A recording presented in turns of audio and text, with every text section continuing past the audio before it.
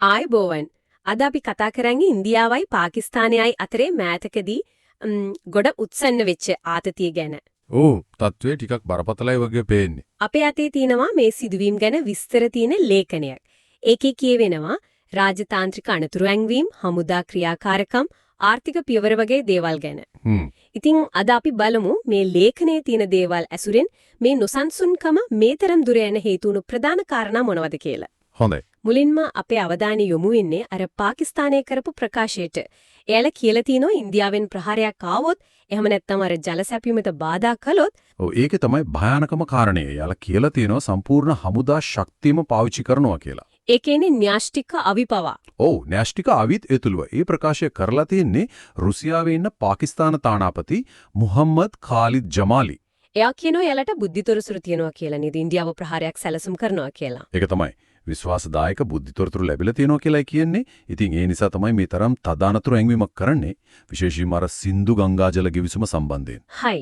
මේ වගේ ප්‍රබල තැනකට ඉන්න ආසන්නතම හේතුව විදිහට මූලාශ්‍රයේ සඳහන් වෙන්නේ අර අප්‍රේල් 22 වෙනිදා වෙච්ච ප්‍රහාරය නේද? ඔව්, ජම්මු කාශ්මීරයේ පහල්ගම් වල වුණු ත්‍රස්ත ප්‍රහාරය.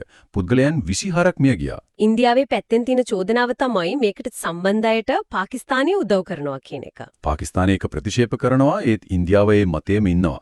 ඉතින් මේ සිද්ධියත් එක්ක ඉන්දියාවේ ප්‍රතිචාරය තමයි ඊළඟට වැදගත් වෙන්නේ. ඉන්දියාවේ ප්‍රතිචාර මොනවද? මූලාශ්‍රය ඒ ගැන කියන්නේ කොහොමද? ඉන්දියාවේ ප්‍රතිචාර ගොඩක් තීරණාත්මකයි. විශේෂම දේ තමයි අර මම කලිනුත් කිව්ව සින්දු ගංගා ජල ගිවිසුම. ඒ කියන්නේ IWT එක. ඉන්දියාව අත්හිටුවීම. ඒක හරිම වැදගත් නේද? මොකද ඒ කිවිසුම 2900 ඉඳන් තිබුණු එක. කලින් යුද්ධ තිබ්බ වෙලාවලදීත් ඒක අහෝසි කළේ නෑ නේද? හරියට හරි. ඒක තමයි මූලාශ්‍රය තවදාරණය කරන්නේ. පෙර නොවූ පියවරක් ඊට අමතරව පාකිස්තානයෙන් එන බඩු තහනම් කරලා. ආනයනයේ සම්පූර්ණයෙන්ම. ඔව්, පාකිස්තානෙන් එන හෝ එහෙ හරහා එන බඩු ආනයනයේ තහනම් පාකිස්තාන නෞවිරියන් ඉන්දියානු වරායන්ට එන්න බෑ. තව ඉන්දියානු ගුවන් යාන වලට කියලා තිනවා පාකිස්තාන වරායන්ට යන්න එපා කියලා තැපැල් හුවමාරුව නවත්තලා. ඒ කියන්නේ ලියුම් පාර්සල් ගුවනින් හරි බිමින් හරි. ඔව්, දෙකෙන්ම අර අත්තාරි වාගා බෝඩර් එකත් වහලා දාලා. ඒ කියන්නේ සම්බන්ධතා ගොඩක් දුරට නවත්තලා වගේ. ඉතින් මේ හැමදේටම පාකිස්තානයේ ප්‍රතිචාරය කොහොමද? එයාලත් ඒහා සමානවම ප්‍රතිචාර දක්වලා තිනවා.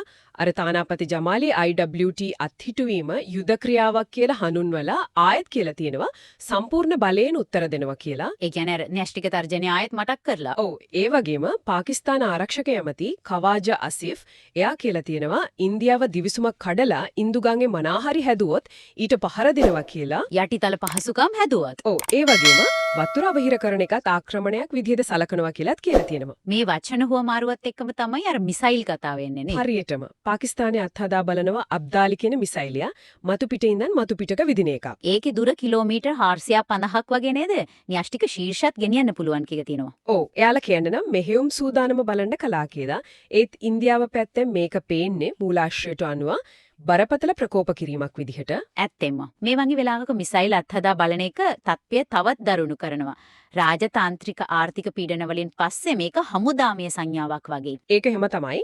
ඒ විතරක් නෙමේ පාකිස්තානයත් ඉන්දියානු නැව් වලනේ සීමා දාලා. දෙගොල්ලම සමුද්‍ර ගමනාගමනයේ නවත්තගෙන වගේ. ඔව්, පාකිස්තානයේ නැව් අධ්‍යක්ෂ ජෙනරල් දෙරට අතර සමුද්‍ර වාණිජ්‍ය සම්පූර්ණයෙන්ම තහනම් කරලා තුන්වෙනි රටවල් හරහා යන බඩුත් ඇතුළුව.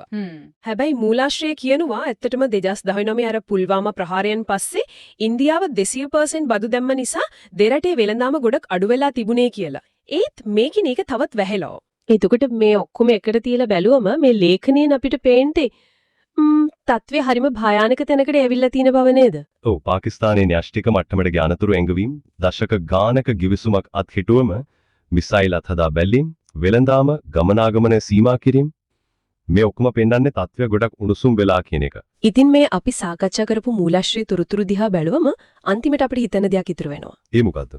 මේ වාර්තාවේ කියවෙන තර්ජන, මේ අරන් තියෙන පියවරවල්, මේ න්‍යෂ්ටික බලවතුන් දෙන්න අතරේ තියෙන මේ අවිශ්වාසය, මේ ඔක්කොම එක්ක මේ ආතතිය තවත් වැඩි වෙන එක නවත්තන්න, එහෙම නැත්නම් අඩු කරන්න තවදුරටත් මොන වගේ රාජ්‍යතාන්ත්‍රික හෝ sannivedana මාර්ගයක් ඉතුරු වෙලා තියෙන්න පුළුවන්ද? මේ මූලාශ්‍රයේ තොරතුරු අනුවම බැලුවොත් ඒක තමයි හිතන තියෙන ප්‍රශ්නය.